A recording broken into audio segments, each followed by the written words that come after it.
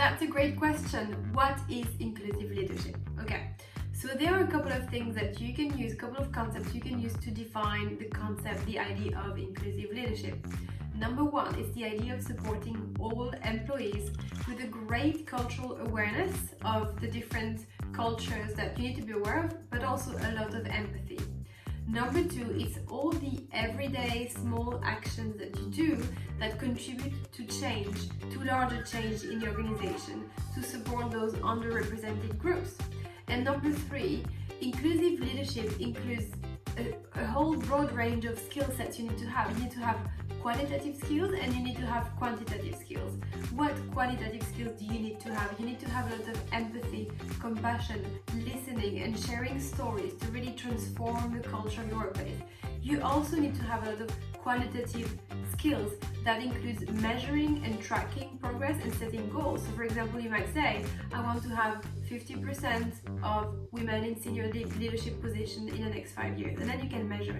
So remember, you need to have both qualitative skills and quantitative skills. Now that we've defined what is inclusive leadership, let's talk a little bit about how to become a more inclusive leader.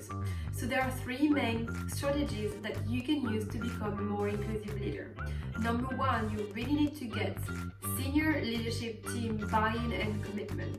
It's really key and essential to get that buy-in from the top, to get top leadership commitment so that your efforts will have some authority and resources and influence behind it.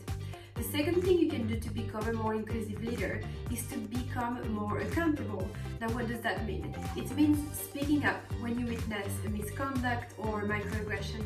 It means being an advocate or an amplifier of voices that are usually underrepresented. Now, the third strategy that you can use to become a more inclusive leader is to become more intentional. So make sure that when you host meeting, you ask everybody in the room to contribute and to speak up. Make sure that you challenge the status quo. When you receive CVs of candidates that are all from the same gender, same ethnic background, and same age, you make sure you push back and really challenge the status quo. So here you have it. Those are three ways you can become a more inclusive leader. Get senior leadership team buy-in and commitment, become more accountable, and become more intentional.